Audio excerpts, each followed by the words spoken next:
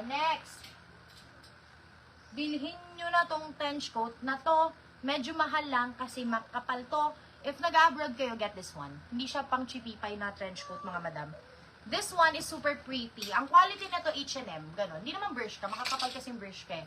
Pero this one, H&M quality siya na trench coat. If mag-abroad kayo, or if you guys are planning, at least meron na kayo, diba? Wait lang. Ito ko lang nakakita. It's so pretty. The color is really nice also. Really nice as well. Kasi kunyari mag-Japan kayo. Pwede pang layering. Tingnan nyo yung tsura, Diyos ko. Kahit anong suot. Pula, green, blue, colorful, rainbow. 280 lang to mga madam ha. Tingnan nyo, medium large cash ang ganda ba? Para akong turista. 280. Mine, Japan. Kaganda ba? Brand new to by the way ha. Baka kala nyo ukay ko. Brand new to. Ganda. Super nice.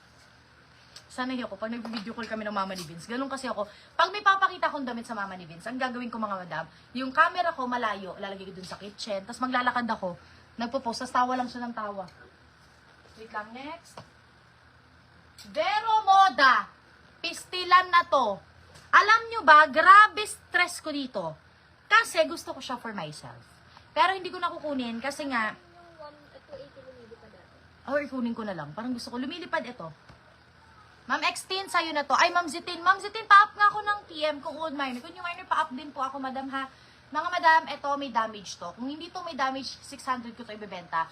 Vero Moda is so expensive. The problem is, natapakan ko siya.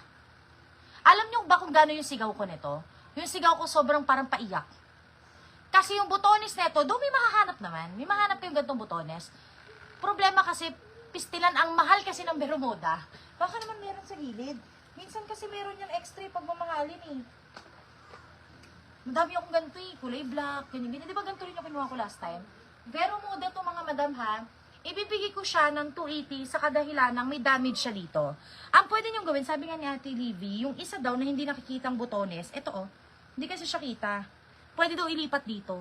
Ayan, pwede niyong gawin. In person, the color is really nice. Para siyang toned down na pistachio. Ganon. Ang size nito is large. Kung maarte kayo, Miss Karen, ba't ko bibili niyan sira yung botones 280? Huwag niyong bilhin. Pero kung willing kayong palitan nyo yung botones kayo magtahe, so easy lang naman. Pero Moda yan, Magtahi kayo, kaya nyo, edi akin na lang akin pa rin to, gagamitin ko pa rin to. Size large to mga madam ha. Look, sobrang ganda. 280, damage. Dito ko ilalagay. Next. I've worn this one on my... Kailan birthday ko? 2 years ago na birthday. Walang damage. Yung profile picture ko na matagal, ito yun. Showdown collection to, mamahalan to mga madam. If may photoshoot kayo at gusto nyong hindi makahinga, mga madam, you get this one. Sobrang grabe ka body hugging na to. If alam nyo po yung mga style ng damit dati na ang tinatawag nila is yung parang bandage dress. Sobrang ganda nito mga madam. Ang size ito perfect na perfect sa medium. Loose talaga to ha, yun talaga yung style niya. Sa damage, si Ma'am Dean Sebastian. Ma'am Dean, old minor madam. Paapa ko madam ng PM babe. Ayan. Ay, oo, doon si Ma'am Dean, di ba? Nag-mind